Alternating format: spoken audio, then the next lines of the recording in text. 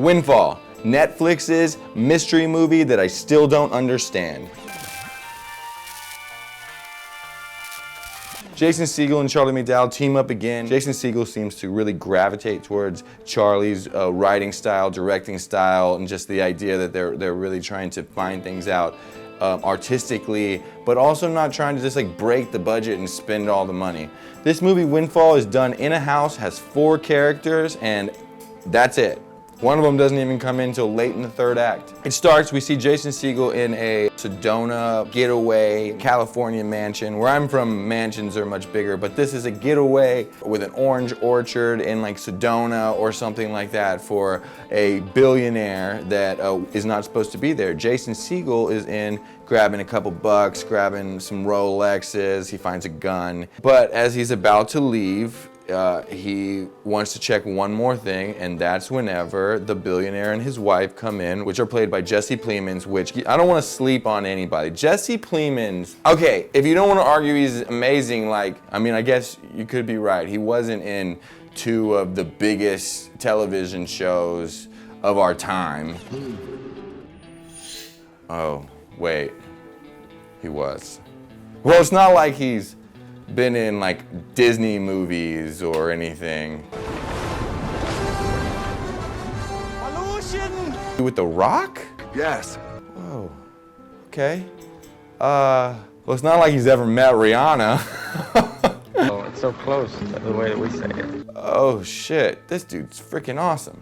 So Jesse plays our billionaire husband, who's never named. We just call him CEO. He has a very particular way of thinking about the world, which we'll get into at the end of the video. Stay tuned for that.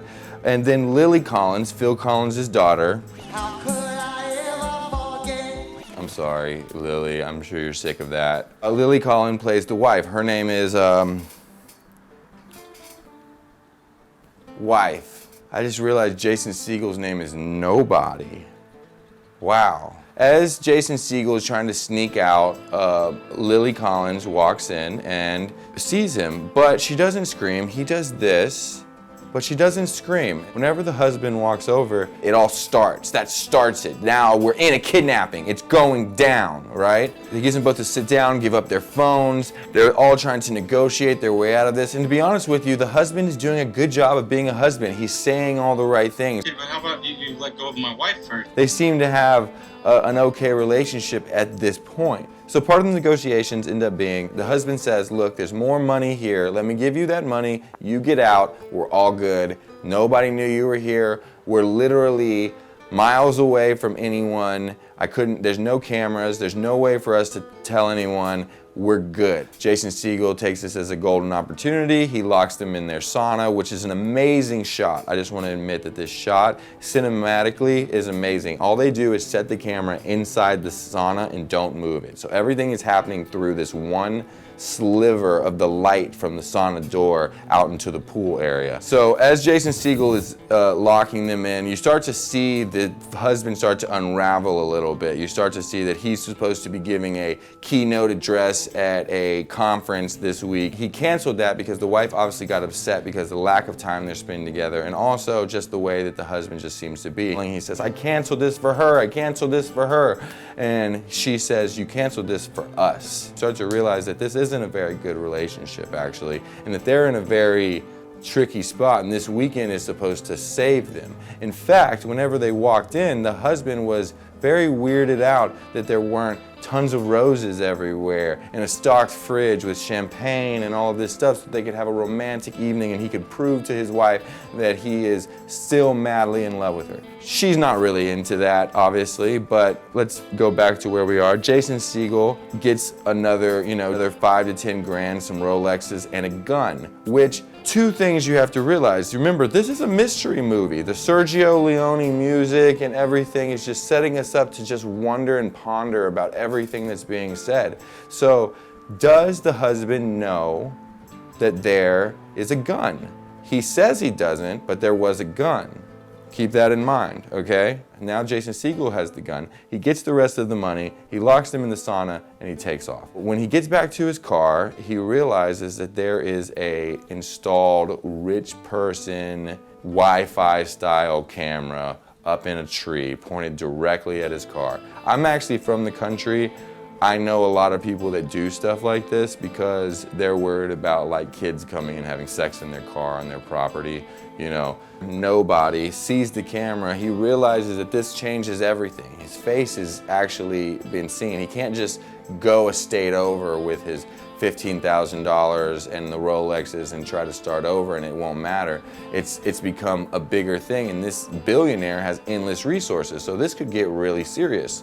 So he goes back, he finds them no longer in the sauna. They've gotten out, which good for them. They take off into the orchard whenever they see that he's gone. And this is again when the husband plays his cards right. He splits up from his wife. He says, go, you be safe, right? Nobody catches up to the husband. The husband calls out for his wife, come back. And to an extent, I think the husband is calling out saying like she's not gonna come back, but it turns out that the wife is just waiting like 100 yards away, which is very weird to me. If you could just get away, try to just run to the neighbor's house, get a phone, get the cops, and they would save the day. Instead, she doesn't do any of that. She just runs to another tree about 100 yards away and just kind of watches what's happening, and then she just walks out whenever she's called, which is very mysterious, right? That's weird. And why didn't she scream when she saw Jason Siegel in the house?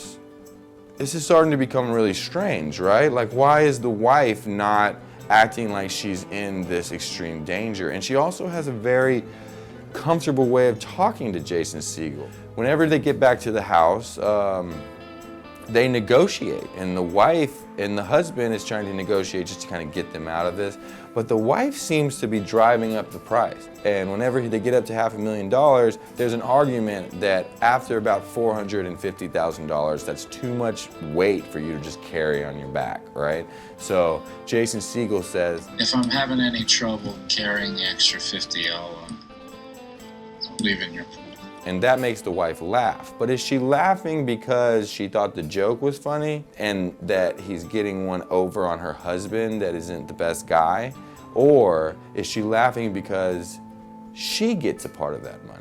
Does she know Jason Siegel? Is she in on this? So this is whenever the mystery starts to go 10 different ways. The CEO starts asking, what did I do to you? Like, how did I cause you so much pain that you would do this to me and my family? Well, Jason Siegel doesn't answer that. He says that not everything is about you. Not everything is about you and your companies. Later, as explained, what the billionaire husband does is he created an algorithm.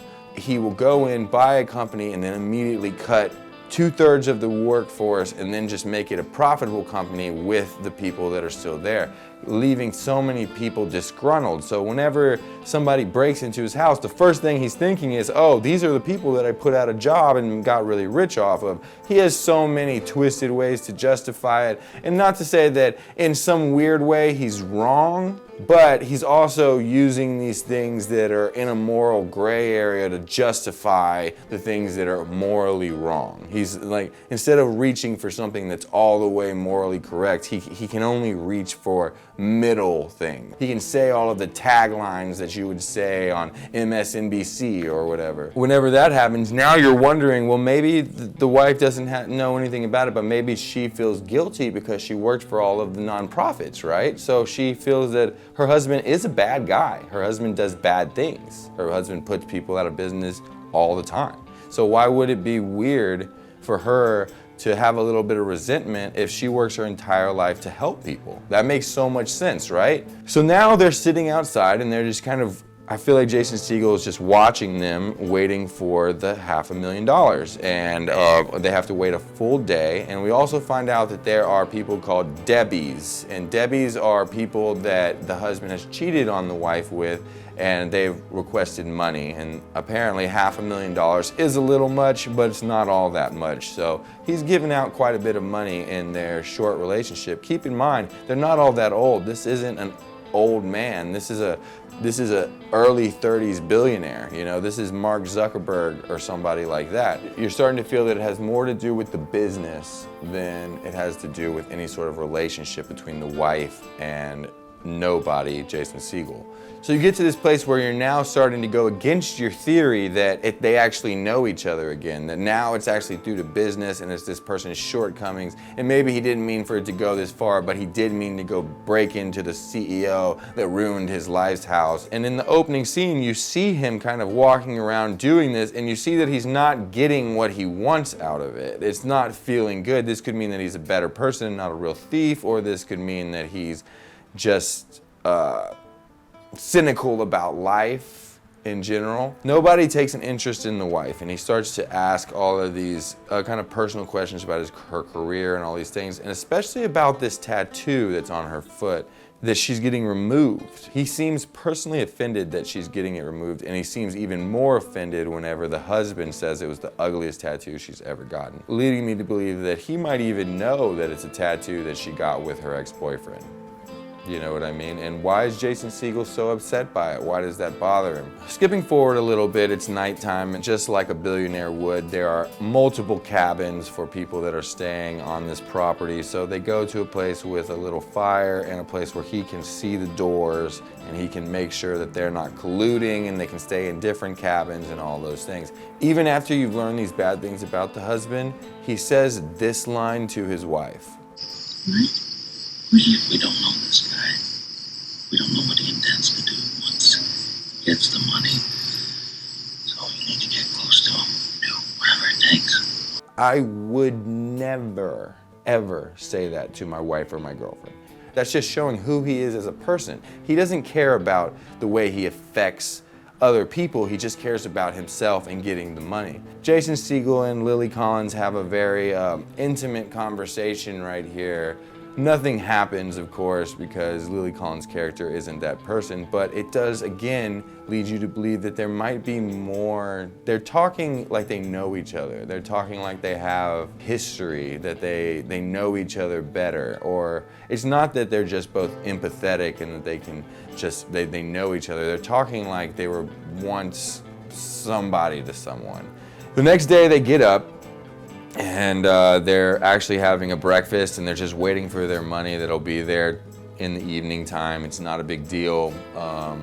And then the gardener shows up. The gardener is another contrasting character. This is a working man. He's not trying to cut any corners like nobody. He didn't marry rich, and he didn't have to do anything awful to do it. What he does is that he takes incredible pride in his job, and he works incredibly hard. And even whenever he shows his idea of adding an oak tree around this circular thing, I would have put a fire pit. He draws his own children into it because this is his dream. His dream is to be able to afford this land that the billionaire is taking for granted. The wife doesn't seem to care about, and that Jason Siegel's character just doesn't truthfully understand. It's not that the billionaire doesn't deserve it. He did technically come up with the idea. He did make the money. He did earn the land. So in that aspect, the billionaire is not wrong for being at his house. Whether he earned the money ethically is another question, but it is his home. All four of them are waiting for the money now. And you have to think about the difference in type of people that they all are. The billionaire